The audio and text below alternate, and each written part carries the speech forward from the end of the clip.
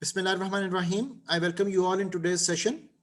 And today we are going to talk about designing performance appraising system. The objectives of this chapter are: number one, to identify the characteristics of an effective appraisal program. Number two, to identify the competencies for the jobs in your organization.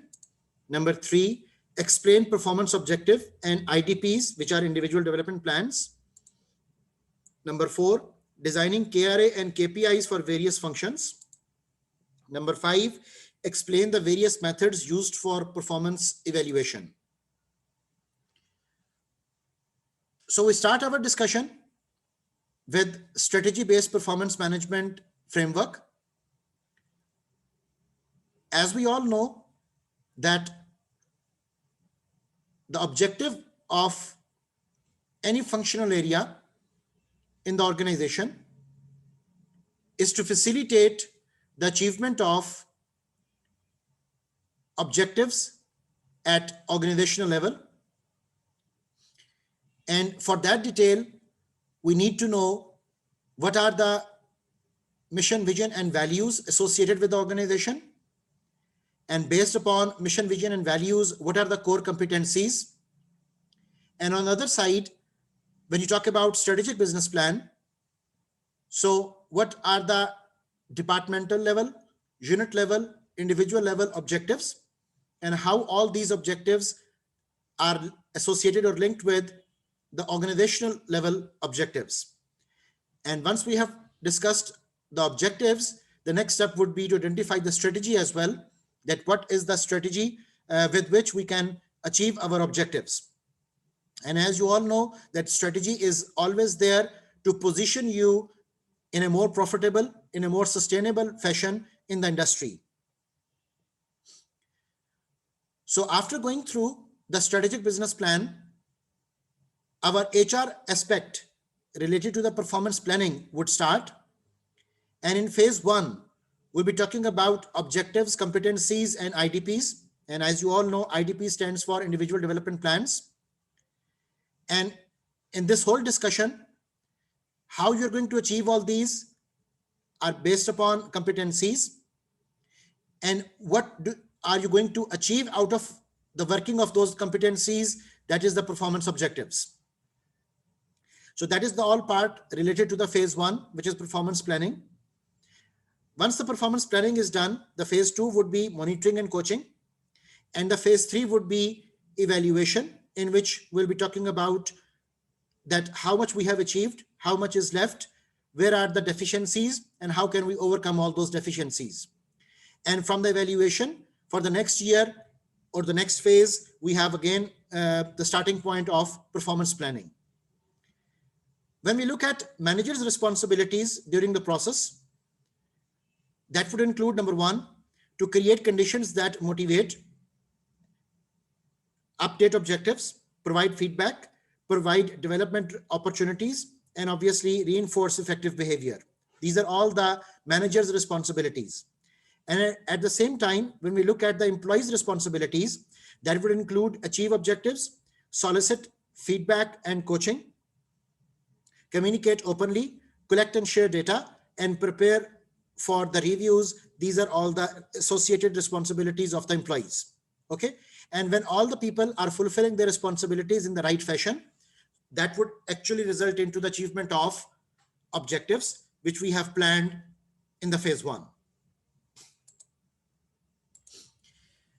Now, when we look at the history, that how this whole performance evaluation and performance planning evolved, the step one, the phase one, from where the evaluations were taking into account, that was the trait evaluation. That people used to calculate the traits associated with the work, associated with the personality, and they thought that the traits associated with the work and associated with the personality are the ways जिससे कि हम performance achieve कर सकते हैं, और जब तक वो ट्रेट्स नहीं होंगी आप शायद परफॉर्मेंस को अचीव ना कर पाओ. Okay, so that was basically the theory related with the trait based evaluation. with the passage of time,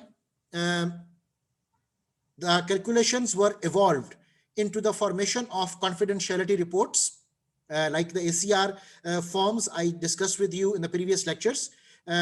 So confidentiality reports were developed, and it was assumed that all the data preserved in these reports based upon the working and the performance of the employees should be kept secret, because that is the individual right, that their performance should not be shared openly. So confidentiality reports were developed, and obviously the traits were becoming the major part of those confidentiality reports. The third evolution we saw related to the performance management system was related with the evaluation against set objectives. Okay, so defined parameters, set objectives, measurable instances were picked, जिनको के evaluate करके ये तवक्को की जाती थी कि आप बेहतर परफॉर्म वो करोगे. So जब हम objectives की setting की बात करते हैं, तो we used to have individual level objectives, we used to have group level and team objectives, and then we obviously have organizational level objectives. ठीक है, और इन तमाम ऑब्जेक्टिव्स के अंदर एक सिंक्रोनाइजेशन, एक पैटर्नाइजेशन का होना भी वो जरूरी है, एक लिंक का होना जरूरी है, ताकि हम इस बात को इंश्योर कर सकें कि इंडिविजुअल्स की जो एफर्ट्स हैं उन्हीं से ऑर्गेनाइजेशन के ऑब्जेक्टिव्स अचीव वो हो पा रहे हैं. And that was the time, that is the requirement कि जब आप की रिजल्ट एरियाज, की परफॉर्मेंस एरियाज, की परफॉर्मेंस इंडिकेटर्स और की परफॉर्मेंस इंडिकेटर्स को स्मार्ट फैशन में एस्टैब्लिश वो करना शुरू वो करोगे. Okay, now looking at the equation of performance, remember that individual performance is basically equal to the ability of one person, and this in this ability part we can talk about the psychological ability and the physiological ability, and obviously based upon the abilities there is a skill set as well. So you can also say that individual performance is equal to KSAOs, knowledge, skill, ability, and other personality traits, into motivation, as we talked about the different motivation theories, and we saw that how people can be grouped in different levels of motivation. So we have to see that what is their level of motivation, what are the requirements of their intrinsic motivation and extrinsic motivation, and then we'll multiply that with the organizational support. Right, we have the value of POS, perceived organizational support. So we use that construct and we multiply that with the motivation into ability. Now remember that if we eliminate any one of these three aspects, either we eliminate ability, or we remove the motivation, or we remove the organizational support, we put zero instead, तो क्या होगा, आपकी सारी equation zero हो जाएगी, and the individual performance would be equal to zero. So that means कि हमें individual performance को ब्रूएकार लाने के लिए इन तीनों चीजों की जरूरत है. एबिलिटी, इसको हम ट्रिगर कर सकते हैं through training, retraining and instructions. Motivation, we have to seek intrinsic extrinsic कौन से पर्सपेक्टिव्स पे हम बात कर रहे हैं, कंपनी पॉलिसीज क्या है, डिपार्टमेंटल एटमॉस्फेयर कैसा है, पर्सनल मैटर्स कैसे डील किए जाते हैं, and obviously organizational support में हम post training, developmental plans, आपकी future further growth, इन तमाम चीजों को associate वो करते हैं.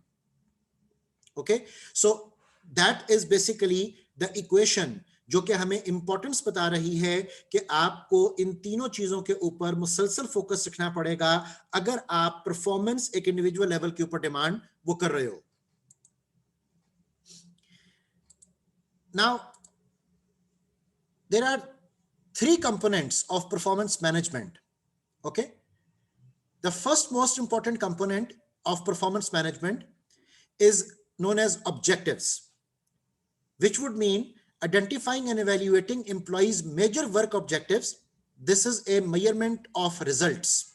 Okay, and that is the main aspect जिसकी वजह से हमने KRA, KPA और KPIs को establish वो किया. The second component of performance management is competencies. Now, this is a measurement of the behavioral characteristics that impact results. Okay and remember कि जब आप पॉलिसी डॉक्यूमेंट्स बना रहे हो related to the performance and related to the compensation and benefits, तो वहां पर भी आपको कंपिटेंसीज की डिस्कशन वो करनी होगी. So these are the behavioural characteristics जिसके भी हम आगे चलकर डिस्कशन वो करेंगे कि इसको हमने मेजर कैसे करना है. तीसरी इंपॉर्टेंट चीज, the third component of performance management is development. Okay, so creating individual development plans, which are known as IDPs, to enhance employee strengths and to close performance gaps as determined by the competency evaluation. Okay, so ये तीन चीजें मिलकर आपका एक पूरा framework develop करती हैं of performance management. Now remember कि आपके जो ऑब्जेक्टिव्स हैं, these are the measures related to the what part of the job, and the competencies are the measures related with the how part of the job. ठीक है. So competencies are the ways, are the methodologies, are the tools, are the strategies with which we can achieve the objectives. So if an employee, the bottom line of the whole discussion is that if an employee fails to meet certain work objectives, the competency evaluation will typically reveal the reasons why. ठीक है कि अगर कोई अपने objectives को achieve नहीं कर पा रहा है तो हम उसमें सिंपली ये नहीं कह देते हैं कि उसका दिल नहीं चाह रहा है कि वो काम नहीं कर रहा. बेसिकली हमें आइडेंटिफाई करना पड़ेगा उसकी कंपिटेंसी इवैल्यूएशंस के साथ कि वो क्या वजूहात हैं जिनकी बिना पर वो काम नहीं कर रहा. Okay, so an employee can meet their performance targets. अब ये भी हो सकता है कि आपने जो उसको मेजरेबल टारगेट्स दिए ऑफ सपोज सेल्स, वो तो उसने अचीव कर लिए, yet be rude to customers, disrupt the team and fail to keep commitments. Okay, तो ये तमाम मसाइल उसके साथ वाबस्ता वो हो सकते हैं कि बज़ाहिर उसने सेल्स टारगेट तो अचीव कर लिए, लेकिन एट द सेम टाइम वो कस्टमर्स के साथ रूड है, वो टीम्स में प्रॉब्लम्स क्रिएट करता है. तो ऑब्वियसली ये चीजें भी काउंट की जानी चाहिए उसकी ओवरऑल परफॉर्मेंस मेजरमेंट के दौरान. द रीजन बीइंग कि अगर हम इन चीजों को इग्नोर कर देंगे और हम सिर्फ न्यूमेरिकल वैल्यूज के ऊपर अपनी वैल्यूएशंस बनाएंगे तो उससे आप लॉन्ग टर्म जो आपकी ग्रोथ, सस्टेनेबिलिटी, ऑर्गेनाइजेशनल रेप्यूटेशन है वो लूज कर जाओगे. ओके, तो we have to be very much careful कि हम सब्जेक्टिव मेजर्स और ऑब्जेक्टिव मेजर्स इन दोनों चीजों को बरूए कार वो ला सकें. ठीक है. So providing employees with performance feedback on competencies gives them the information they need to be successful. Okay, तो हमें कॉन्टिन्यूसली लोगों को ये भी बताना पड़ता है कि वो कहां पर बेहतर परफॉर्म कर रहे हैं, कहां पर कमतर परफॉर्म कर रहे हैं और कहां पर उनको इंप्रूवमेंट की जरूरत है. और यहीं से हमारा डेटा जो है वो related to the training need assessment, TNA जिसको हम कहते हैं, वहां पर भी पोस्ट होगा. और ट्रेनिंग एंड डेवलपमेंट का जो पूरा प्रोसीजर है वो भी आपका बेसिक लेवल डेटा इंफॉर्मेशन यहीं से हासिल वो कर पाता है. अब हमारे पास 3 फेजेस हैं परफॉर्मेंस मैनेजमेंट की. The first phase is performance planning, जैसा भी आपको मैंने शुरू के फ्लोशीट डायग्राम में बताया था. उसके बारे में आपका ऑथर लिख रहा है कि during phase 1 supervisors and their direct reports which are the subordinates, वो क्या काम कर रहे हैं. Number 1, they identify major work objectives कि क्या हमें अचीव करना है. दे रिव्यू द कंपिटेंसीज कि उन ऑब्जेक्टिव्स को अचीव करने के लिए किन कंपिटेंसीज की जरूरत है. Number 3, establish individual development plans, IDPs आपने क्या डेवलप करने हैं और कैसे डेवलप करने हैं. And identify action steps for achieving both performance objectives and personal development. ठीक है, तो इंडिविजुअल डेवलपमेंट प्लान्स बनाना और उन प्लान्स के मुताबिक एक्शन प्लान्स को एस्टैब्लिश करना, ये 2 बहुत अहम अमर हैं जिनके बगैर आपकी परफॉर्मेंस प्लानिंग कंप्लीट नहीं हो सकती. उसके बाद हमारे पास फेज 2 आ रहा है जिसमें हम मॉनिटरिंग एंड कोचिंग की बात कर रहे हैं. मॉनिटरिंग एंड कोचिंग में वो कहता है कि ड्यूरिंग द सेकंड स्टेप और second phase, supervisors work closely with direct reports to monitor progress toward meeting the major work objectives and follow through with planned professional development activities.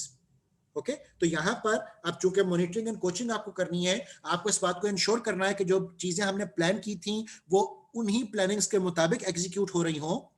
Therefore आपको monitoring and coaching की जरूरत होगी जिसमें कि supervisor closely observe करेगा, closely monitor करेगा अपने subordinates की वर्किंग को. Okay, so phase 2 is really the backbone of successful performance management system. It is a continuous process. Employees need regular reinforcement to help maintain focus on their goals and get regular encouragement to participate in professional development activities.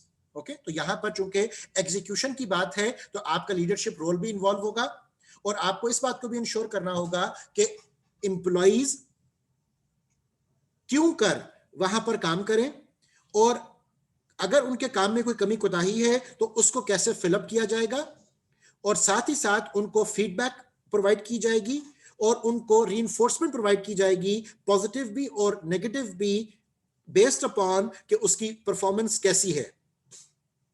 Okay, but remember कि reinforcement के case में positive reinforcement has its own pros and cons and negative reinforcement has its own pros and cons. तो हमें इन चीजों को भी evaluate करना होगा कि हम किस मेथड को यूज कर रहे हैं लोगों को मोटिवेट करने के लिए and to guide them and train them so that they should be working according to the prescribed standards of the organization.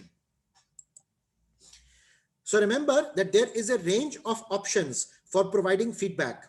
Some organizations require formal monitoring and coaching sessions on a quarterly basis. In others, supervisors incorporate monitoring and coaching into their everyday interaction with their direct reports.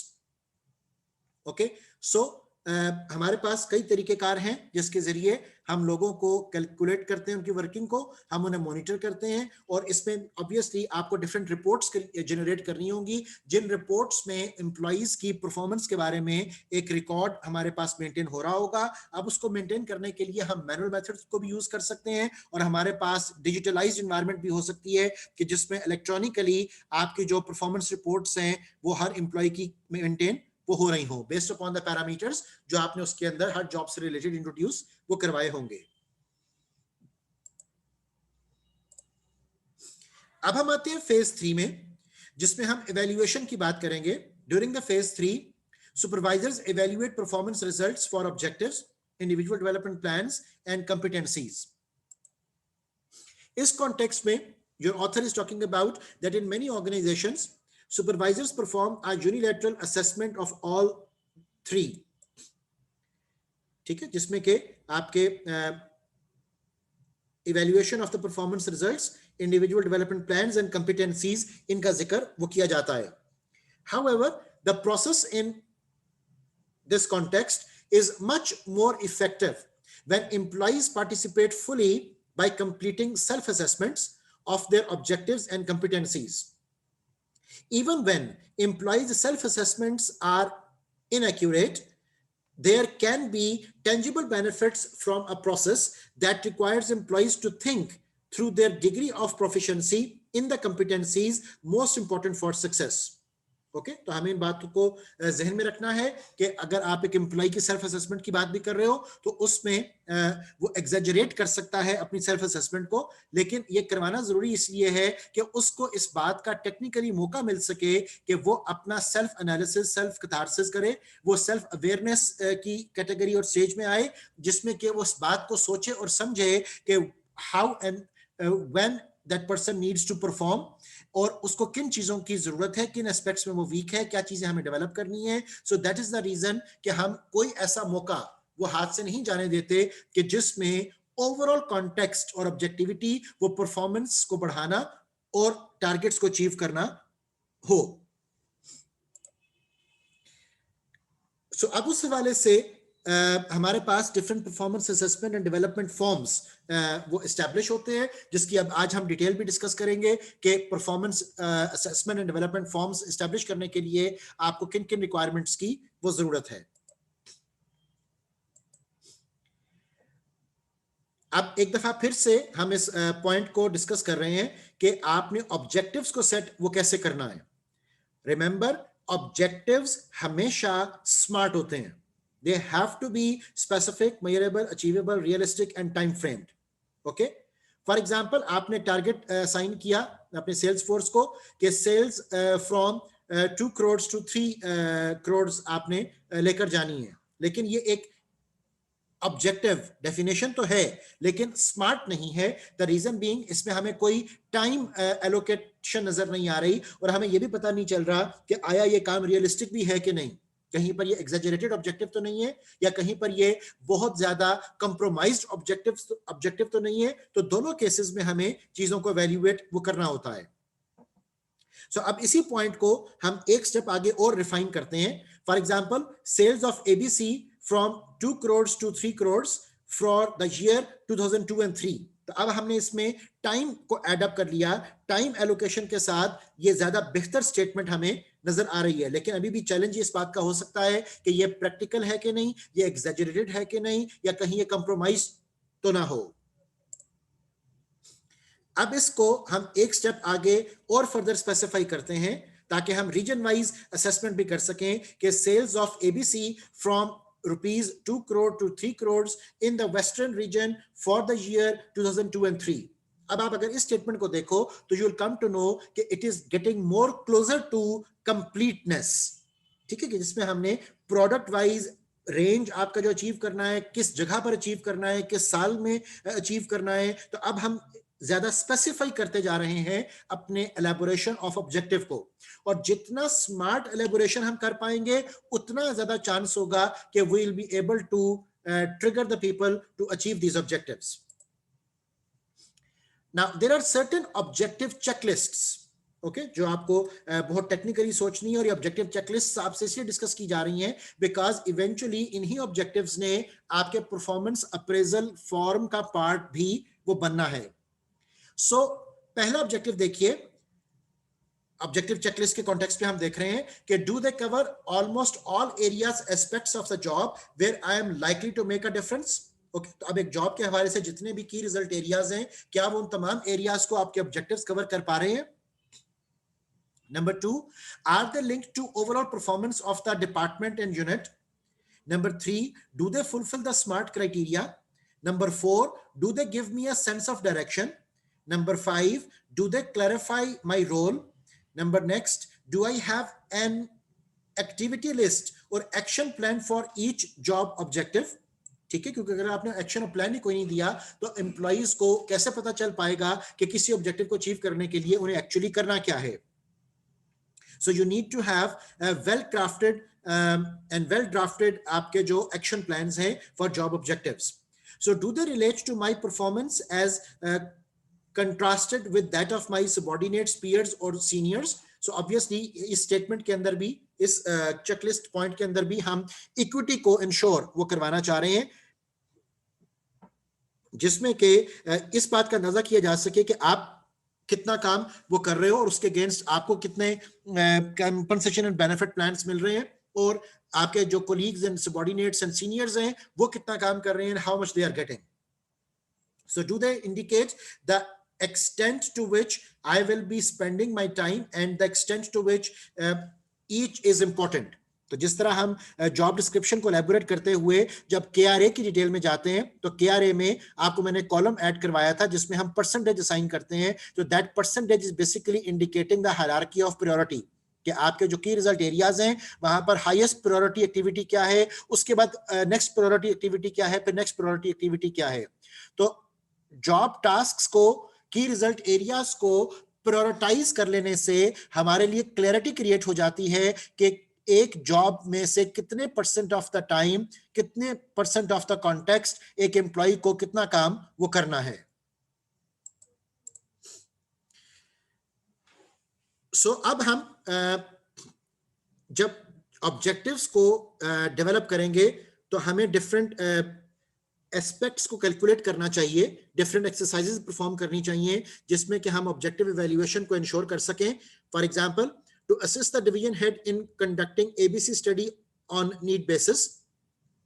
Okay, so आप as a subordinate, as a helper अपने boss को facilitate करोगे ताकि वो इस बात का अंदाजा लगा सके कि आपके डिवीजन से रिलेटेड, आपके डिपार्टमेंट से रिलेटेड जो नीड्स हैं बेसिकली वो क्या हैं, और नीड्स में हमारी कंपिटेंसी नीड्स भी शामिल हैं और हमारी ट्रेनिंग नीड्स भी शामिल हैं, और हमें इस बात का भी अंदाजा लगाना है कि उन सबको हम एसोसिएट कैसे करेंगे ऑब्जेक्टिव अचीवमेंट के साथ। इसी तरह supposedly 2% training mandays for subordinates out of available mandays. ठीक है, तो ये आपने एक अपनी प्लानिंग की कि आपने कितने परसेंट जो ट्रेनिंग है वो लोगों को प्रोवाइड वो करनी है, and obviously that would be based upon कि आप टाइम फ्रेम जो है वो कितना एलोकेट वो कर रहे हो. तो usually it can be based upon monthly, annually, by annually, semi annually, ये आपकी पॉलिसी का स्टेटमेंट होगा कि आप कितना टाइम फ्रेम एलोकेट कर रहे हो. इसी तरह to enforce adequate internal control in these areas relating to raw materials, store equipments and other service contracts. Okay, because याद रखिएगा कि सिर्फ आपकी कंपिटेंसीज प्रोडक्ट को शायद पाए तकमील तक ना पहुंचा पाए, आपको इस चीज को भी देखना है कि आपकी सिस्टम सपोर्ट वो कितनी है, बिकॉज जब तक आपको सिस्टम सपोर्ट अवेलेबल नहीं होगी it would be difficult for you to achieve your targets and goals. Likewise, to provide adequate working capital for operations including business driven variations. So आपको इस बात का भी नजर रखना चाहिए कि आपके पास budget constraint वो create ना हो, because supposedly people are willing to do, system is actually well incorporated, लेकिन आपके पास budget constraint आ गया तो obviously आप अपने targets and objectives को achieve वो नहीं कर पाओगे. ठीक है. और इसी के साथ साथ आपको ये भी चीज देखनी होगी कि अगर किसी शख्स को किसी पर्टिकुलर ट्रेनिंग की जरूरत है तो आप टाइम वेस्ट किए बगैर उसको वो ट्रेनिंग प्रोवाइड वो कर पाए. So these are the different suggested exercises जो कि ऑब्जेक्टिव्स की इंप्लीमेंटेशन को फैसिलिटेट करने के लिए हम डिजाइन वो करते हैं. अब जब आपने ऑब्जेक्टिव्स कैलकुलेट कर लिए, आपने उनकी इंप्लीमेंटेशन को इंश्योर कर लिया, तो now there are certain further exercises to evaluate these objectives. For example, to develop strong second and third line in the department over a period of 1 to 2 years. अब आपको ज़ाहिर है कि ट्रस्ट रिलेशनशिप वो establish करना है, और उस ट्रस्ट रिलेशनशिप के बगैर, उस मेंटोरिंग एंड कोचिंग के बगैर, उस लीडरशिप रोल के बगैर people would not be ready to perform. Like then you have to think in terms of provide technical support to achieve XYZ, जो भी लोग वहां पर काम कर रहे हैं और जितना भी आपने उनको बजट एलोकेट किया, crores worth of production as per budget requirement, तो कहीं पर भी आपको budget constraint ना आए. Training of staff, workmen for higher safety roles and regulations, rules and regulations among the housekeeping activities. So आपको ये भी बात देखनी होगी कि at the same time जब आप मैन्युफैक्चरिंग करवा रहे हो, प्रोडक्शन ऑपरेशंस चल रहे हैं, तो वहां पर हेल्थ एंड सेफ्टी के जितने पैरामीटर्स हैं कहीं पर उनकी वायलेशन भी ना हो, कहीं पर इक्वल एम्प्लॉयमेंट अपॉर्चुनिटी की वायलेशन ना हो, कहीं पर आपके कोई जो कॉन्ट्रैक्चुअल वर्क एनवायरनमेंट एग्रीमेंट्स हैं उसकी भी वायलेशन वो ना हो. So ensure timely completion of testing activities, quality assurance जैसे आपकी होती है, उन सब चीजों को भी आपने ensure करना है कि आपका जो मैन्युफैक्चरिंग है वो according to the prescribed standards वो हो रही हो. Improve profitability of the ABC product to produce certain levels of items जिससे कि आपके जो objectives हैं long term वो achieve हो रहे हो. And obviously आपको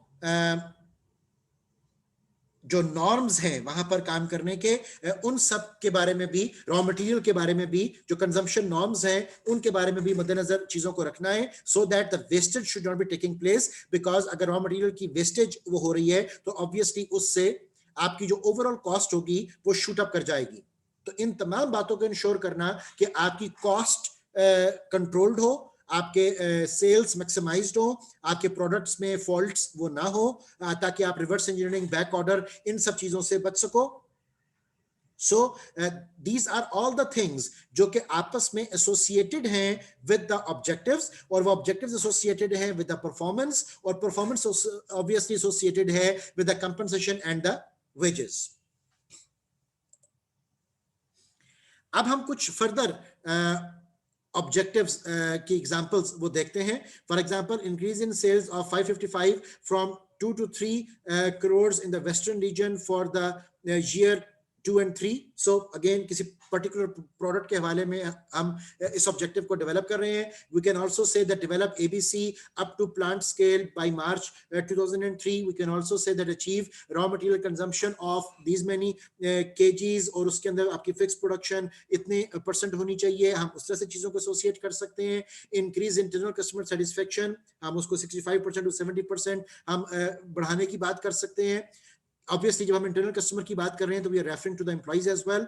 तो रिड्यूस एब्सेंटिज्म, इसके ऊपर हम ऑब्जेक्टिव सेट कर सकते हैं. हम अचीव एवरेज, आपका जो इंटरेस्ट रेट से रिलेटेड इश्यूज हैं हम उनके ऊपर अपनी डिस्कशन वो कर सकते हैं. तो बेस्ड अपॉन कि आपकी रिक्वायरमेंट क्या है, आप चीजों को फाइनेंशियली, आप चीजों को ऑपरेशनली, आप चीजों को स्ट्रेटेजिकली वो एलैबोरेट करोगे और इस बात का ख्याल रखोगे कि जो भी ऑब्जेक्टिव आप सेटिंग कर रहे हो वो objective should always be smart.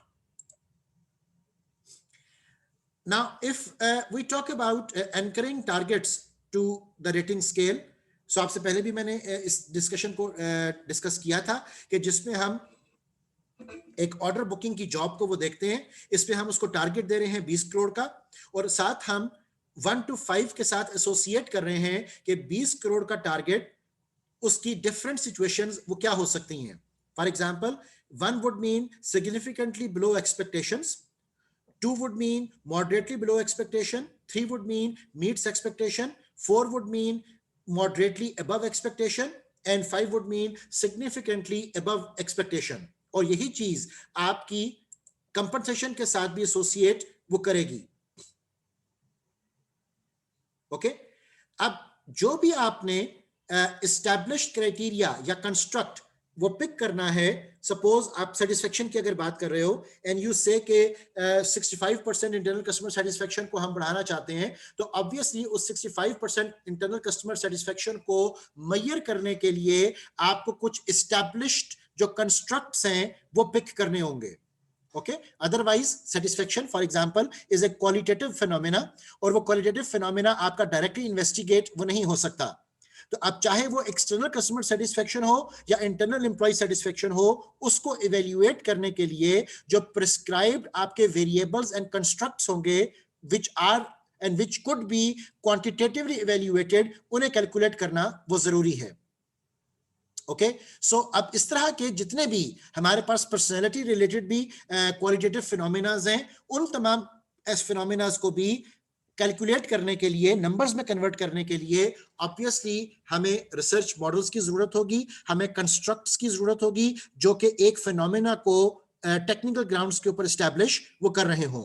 For example अगर हम एक्सटर्नल कस्टमर सेटिस्फेक्शन की बात करें तो आपके number of complaints from the customers, ठीक है, ये हम एम्प्लॉइज रिलेटेड बात कर रहे हैं, आपके number of back orders, number of warranty guarantee claims, time taken to respond to the customer query, ठीक है, इस तरह के बेशुमार एस्पेक्ट्स को यूज किया जा सकता है ये कैलकुलेट करने के लिए कि आपका जो क्लाइंट रिलेशनशिप है विद द कस्टमर, उसकी evaluation in terms of satisfaction वो कैसे मेजर वो की जाएगी. यहां पर एक और चीज भी नोट कीजिएगा कि हमने जब यहां पर 1 to 5 का एक स्केल बना लिया related to the target you have given, तो अब इस स्केल को भी हम ऑब्वियसली लिंक अप कर सकते हैं with your compensation and benefit aspects. ठीक है, कि अगर वो 1 अचीव कर रहा है तो आपने क्या कंपनसेट करना है, वो 2 अचीव कर रहा है तो क्या कंपनसेट करना है, और अगर वो 5 अचीव कर रहा है तो आपने उसको क्या कंपनसेट करना है. यहां पर हमारा सेशन टाइम खत्म हो रहा है. इंशाल्लाह हम अपनी मीटिंग को रिज्यूम करेंगे आफ्टर 15 minutes.